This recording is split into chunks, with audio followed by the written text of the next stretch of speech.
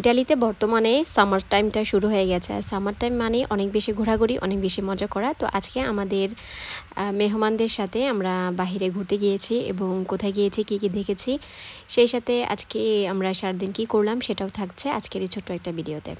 আসসালামু আলাইকুম সবাইকে, কী অবস্থা সবার, কেমন আছেন? আশা করছি সবাই অনেক বেশি ভালো আছেন। আলহামদুলিল্লাহ আমরাও ভালো আছি। তো আমি গত ভিডিওতে বলেছিলাম যে আমাদের বাসায় রুমের বাহির থেকে কিছু মেহমান এসেছে, তো ওনাদেরকে নিয়ে আজকে আমাদের এখানে বিশেষ কিছু জায়গা আছে সেগুলো দেখতে যাব।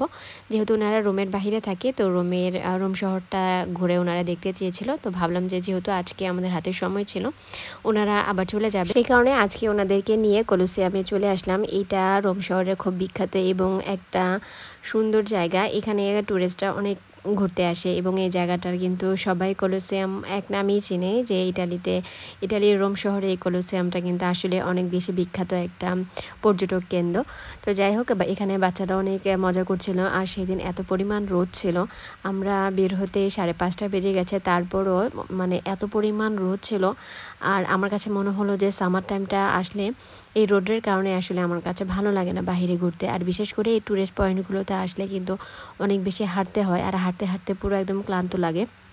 আমি তো আমার বাচ্চা কাচ্চা নিয়ে সহজে আসতে চাই না। তো যেহেতু ওনারা বাহিরের শহর থেকে এসেছে, কখনো এখানে মানে এই জায়গাগুলো দেখেনি, তো সেই কারণে ওনাদেরকে নিয়ে এখানে ঘুরতে আসলাম। তো আমরা এখানে অনেকক্ষণ বসেছিলাম, বাচ্চারা খেলাধুলা করছিল, আর পরিবেশটা মাশাআল্লাহ অনেক বেশি সুন্দর ছিল।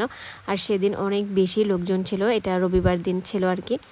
তো রবিবার দিন এমনিতেই সরকারি ছুটি থাকে, আর তার উপরে আবার এখন বর্তমানে সামার চলছে। তো সামারের সময় তো সব জায়গা থেকে, সব দেশ থেকে টুরিস্টরা আসে এখানে ঘুরতে। তো এখানে পান্ডাটাকে দেখে অনেক বেশি ভালো লাগছিল। তো ওর সামনে আবার দাঁড়িয়ে ছবি তুলতে হলে ওকে টাকা দিতে হয়। তো আমরা ওইখানে আর বেশিক্ষণ দাঁড়াইনি, বাচ্চারা ওইখানে কয়েকটা ছবি তুলেছিল, আমরা তারপরে চলে এসেছি। তো এই জায়গাটার নাম হচ্ছে পিয়াসা ভেনিসিয়া। এই জায়গাটা অনেক বেশি সুন্দর। আসলে এটার ইতিহাস সম্পর্কে আমার অত বেশি আইডিয়া নেই, যেহেতু আমি আজকে মানে ইতিহাস বলার জন্য এই ভিডিওটা করিনি। আমরা কোথায় কোথায় গিয়েছি এবং কি করেছি সেটা আর কি আপনাদের সাথে ছোট একটা ব্লগের মাধ্যমে শেয়ার করার চেষ্টা করেছি।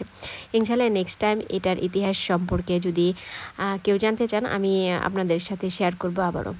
আমাদের এইখানে মানে আমরা তো রোম শহরেই থাকি, কিন্তু আমার কখনো ওইভাবে টুরিস্ট পয়েন্টে যাওয়া হয় না। একটা মাত্র কারণ যেহেতু বাচ্চারা ছোট, হাঁটতে চায় না, আবার এই যেরকম গরম, আর আমি নিজেও এত হাঁটতে পারি না, আমার কাছে অস্থির লাগে। আর আমি মানে যেখানে হাঁটা কম, আমি সেখানে যেতে অনেক বেশি পছন্দ করি। তো এই যে সিঁড়িগুলো দেখতে পাচ্ছেন, এতগুলো সিঁড়ি, আর এমনিতেই গরম, মানে আমি একদম জিরিয়ে জিরিয়ে উপরে উঠছিলাম। আর এত পরিমাণ বিরক্ত লাগতেছিল, আমার হাজব্যান্ডকে বলতেছিলাম যে তুমি এই স্ট্রলারটাকে ঠিক করে আমাকে এটার মধ্যে বসাই নিয়ে উপরে যাও।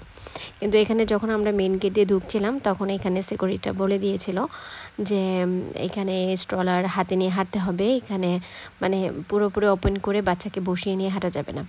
তো এই হচ্ছে আরেকটা মুশকিল। তো আর কি আর করার, ওনারা যেহেতু বলে দিয়েছে, ওনাদের রুলস এখানে এটাই। তো আমরা স্ট্রলারটাকে এনে বিপদে পড়ে গেলাম। তো যাই হোক, আমরা ঘুরে ফিরে এখন উপরে উঠে গেছি। উপরে অনেক সুন্দর একটা রেস্টুরেন্ট ছিল, আশেপাশে মানুষরা হাঁটছে, বসছে, খেলছে।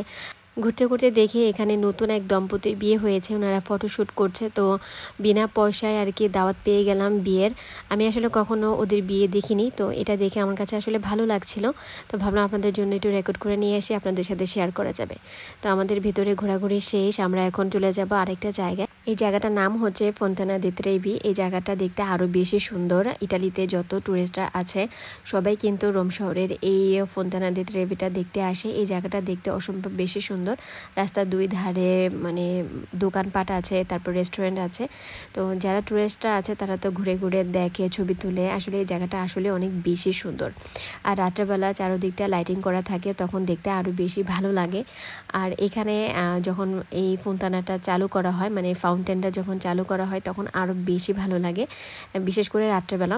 আর এই জায়গায় কিন্তু নিজের ইচ্ছে পূরণ করার জন্য অনেকে কয়েন ফেলে, মানে নিজের ইচ্ছেটা মনে মনে বলে সেখানে কয়েন ফেলে, যাতে করে ওদের ইচ্ছেটা পূরণ হয়, এটা ওরা মানে। তো আশা করছি আপনাদের কাছে আমাদের আজকে ছোট্ট একটা ব্লগ ভালো লেগেছে। সবাইকে অনেক বেশি ধন্যবাদ।